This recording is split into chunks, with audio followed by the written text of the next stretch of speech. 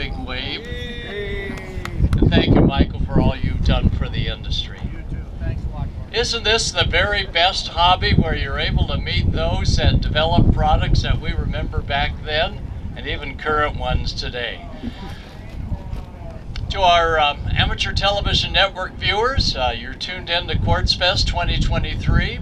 We've only had some. Actually, we had a lot of wind this morning, but I think it's slowly abating.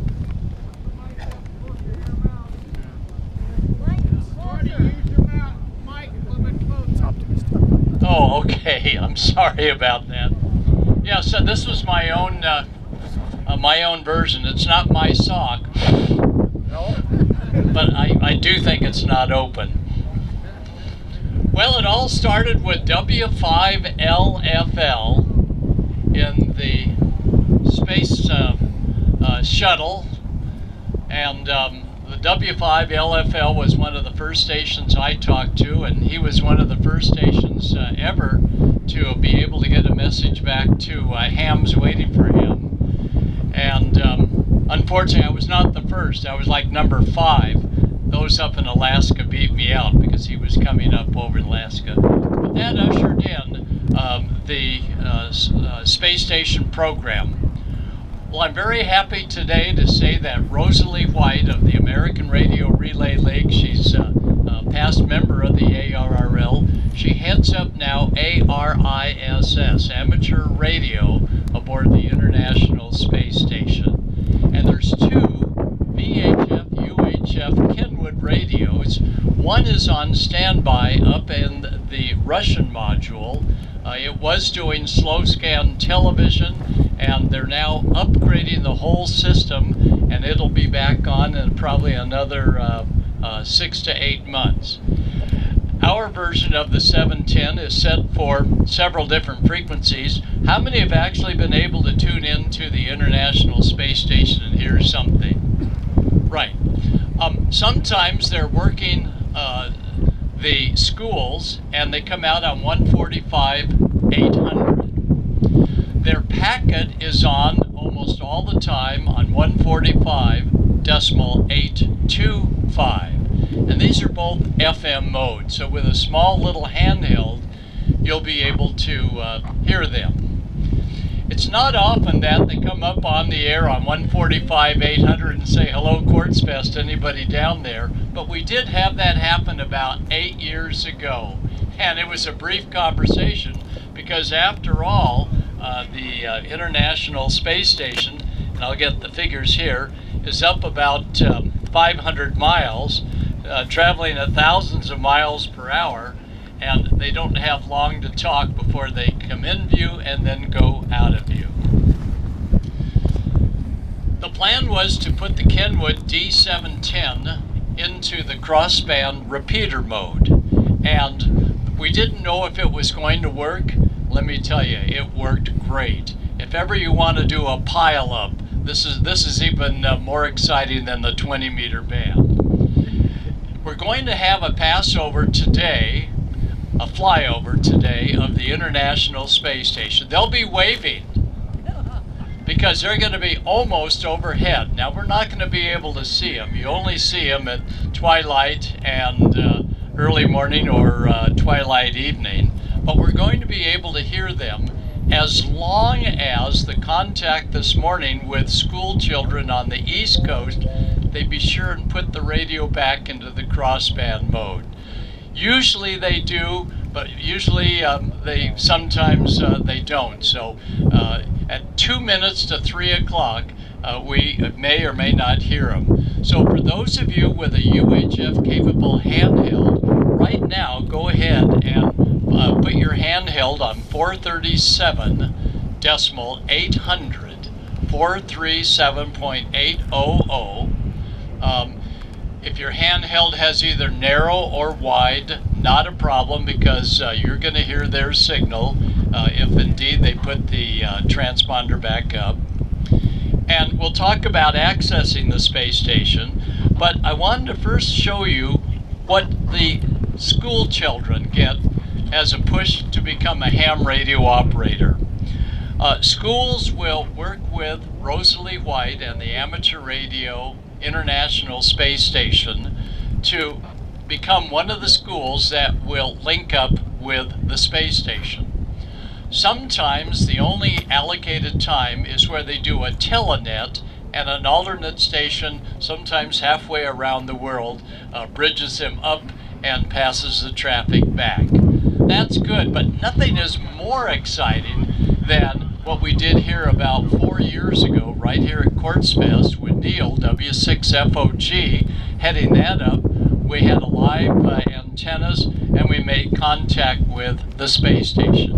Here's some of the transmission. Here a young lady is asking from her school that's set up in town a few years ago what it's like to be floating around in space. And here was the space station response. Hi, my name is Danny, KI7AVD. What is it like with no gravity? Over? Well, it's amazing. Just floating around and flying around is a lot of fun. It is a little more challenging than being on Earth because you got to think about every little thing that you touch or have in your hand. You have to actually put it down with Velcro or somehow restrain it. Otherwise, everything goes floating everywhere. Over.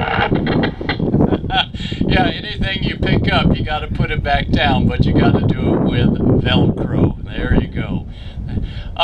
Other school children had other questions for the astronaut, and I always encourage the schools, after they answer the question, that same operator ought to go, "Thank you." But they don't. They just go into question, but the space team up there can handle it. All right, Zephyrin is taking over for a student that couldn't make it. Here's his question. Hi, my name is Zephyrin. What do you do when you're not in space? Over. I think she said, "What do you do in your spare time?" That's a pretty good question when you're floating around 500 miles above the Earth. Well, out in space, we're always training as astronauts. But we also work jobs to help support all of our colleagues that are getting ready to launch and another training for spaceflight. Over. So the space station is available for school contacts, and you would want to go with ARISS and read about how they're able to set up those school contacts. Now, one of the interesting questions is, how do they manage day or night? So one of the students says, how do you manage day or night in the International Space Station? How do you get sleep? Question, we have constant lighting, so the only time you really notice sunrise and sunset is if you happen to be looking out a window. In our crew quarters, we can keep them as dark or as light as we like. So we try to have lights on during the day and turn the lights off at night so we get a sense of a normal day. So there was your answer, and that is they've got window shades, so when it's light outside, they can at least get a good night's sleep. The International Space Station is easy to track on your laptop, on your smartphone, and one of the best websites, absolutely free, although we sure encourage you to support the League and the ARISS program with your donations. The site is Heavens, plural, HEAVENS-above.com. Just type in Google Heavens, don't forget the hyphen, above, and it'll ask you to log in, and they aren't going to share that information with anybody. It's absolutely free site. You log in, and you also need to log in with your location, because they're then going to allow you to click on the ISS and see and give you a week of programming on where the space station is going to be and when it will be passing overhead. And I'm going to pass around, and I've got two of them here. There's one and there's two. This is a map showing the International Space Station as it's going to pass over Arizona. And I'll pass this one around, and we'll see how quick these folks on the left are. Ready? Here we go. Got it. Oh, that's good footwork. That was I great. can't do it upwind, so I'll let you do the right side. All right, now your mission is to make sure everybody passes it down the way. Well, we got a Thank you, mission Mother now. Nature. That's great.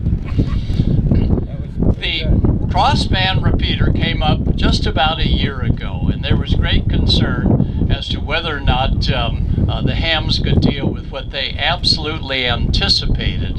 And that is, it's about a 500-mile circle that all sees the crossband repeater at once. And the question is, what's it going to sound like? A giant pileup? And the answer is no, because on FM, there's no pileup. You don't hear 8 or 9 stations all trying to check in. You don't hear much of a heterodyne. What occurs is, if the space station Kenwood D710 cannot decode an incoming signal, then it's simply going to should not repeat that traffic. So what occurs sometimes is when you go to work the space station and everybody else is trying, you're going to find that the repeater just sounds, it just goes off, and you go, wow, what the heck's going on? It's not that anything's broken, it's just that the International Space Station is getting too many signals, and through capture effect, it really can't find which one to open up the repeater. The input for the International Space Station Kenwood D710 GA radio, the input is 140, I gotta make sure I get this right, 145.990 to be able to access the repeater. And you could do it with a handheld if you were in the middle of nowhere and no one else with 100 watts and a big Yagi didn't beat you out. It's very easy, as you'll hear in about 12 minutes from now as that space station comes over. So 145.990, and it requires subaudible tone, PL. And that tone is 67 hertz, 67. That will get you to the input of the crossband repeater. And if there was no one else transmitting, you would key up the radio and hear a beep, and then the repeater would drop off. So you want to really start to monitor with open squelch today when we go to tune it in. On receive, it's 437.800 is what we're going to do here in about 10 minutes.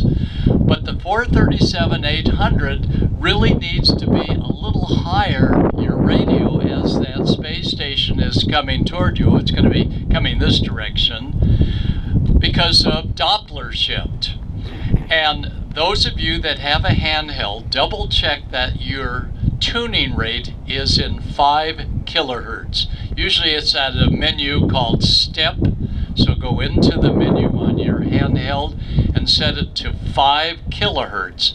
And then when we dial in 437.800, you're going to step up 1 or step up 2 clicks, so it might be as high as 437.810. As that space station begins to get about here, then you're just going to roll back about 5 kilohertz, 805. When it's almost overhead, what it's, as you can see by that plot going around the room, then it's going to be 437.800. And then as it begins to disappear, you're going to hear it at 437.795. And finally, as loss of signal is about 790. You don't need a big, huge antenna to be able to receive the International Space Station. The Kenwood's on medium power, I'm told by Rosalie, putting out about 15 watts of power. And the repeater for the next few months is going to be constantly up.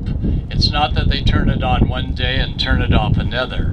And if you work and look at ARISS.org,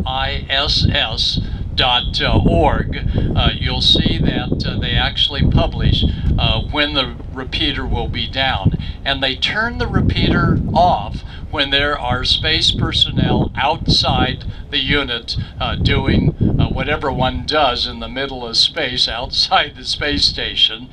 They turn it off for their safety, and when they're working the schools, they turn it to the school frequency, so we lose the crossband capability. And how many now have 437 800 on your radios? Okay, good. Let's go up 2 clicks to 437.810. And do we have anyone here who has regularly heard the handheld pick up the space station crossband repeater? You have. Okay, so you know the routine? Absolutely. Any radio will do. All right, you got a radio with you? Oh, okay. Who's got a radio hot on 437.810? I need for you to listen with open squelch. And what you will begin to hear is, okay, oh good, that's a good antenna. If you'll let me know when you begin to pick up signals. And it's never early and it's never late, so we actually have about 7 minutes to go. And you may want to save your batteries because they won't come early, I guarantee. The Amateur Radio International Space Station program is really centered around kids, to get kids excited about what the ham radio service is all about, more than us guys and girls talking on HF and sideband and stuff. And the easiest way is to allow them to actually hear conversations. For those of us that want to do the crossband, here on this area with Yuma so close and other areas, large cities, we would not have a chance of getting through to the space station. You might hear a syllable or two, and this is what the sound is of a station working to and through the International Space Station. And I'm holding down papers as I'm doing my thing here. And here's what it sounds like when we make a contact. And as you can see, it's not going to be a long contact. See you, bye. That's it. That's about all you're going to get. Because if you have 100 watts and you monopolize that entire pass by having the most power, you're not going to have a lot of ham radio friends afterwards. So you got to share. Make a contact and then say next. Here we go.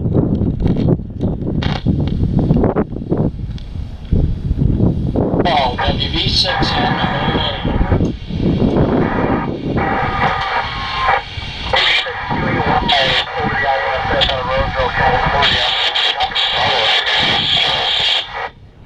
Now, you all heard that, right? The good ham would go, oh yeah, I hear you loud and clear. When actually we couldn't hear a friggin' word you said, but you knew someone was calling your call sign.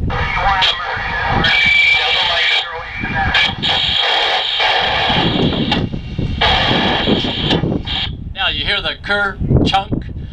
The ker-chunk is when the repeater's up and down. And remember on FM, when you think it's off, it's actually full quieting. This is Whiskey for November Oscar Alpha Delta Mike 3. So there was a 7 that I was talking with, and after a couple of interruptions, we got it through. But I think the excitement is just being able to say I can hear the International Space Station and some conversations. And we've got about 6 minutes until it comes over. On the uplink, the most effective uplinks running, let's say 10 or 20 watts of power, are those that have either a rooftop antenna with as-L rotation. The signal is actually circular polarized from the space station, but it's generally a very stable polarization. So who had that arrow antenna? There we go. That, if everybody will, why don't you actually stand right on up here and show everybody. In fact, you'll be probably one of the first to hear it. And the deal with the arrow antenna, they don't know I'm going to ask them for this demo. Go go ahead and if you'll aim it that direction. The way we do the arrow antenna is we aim it in the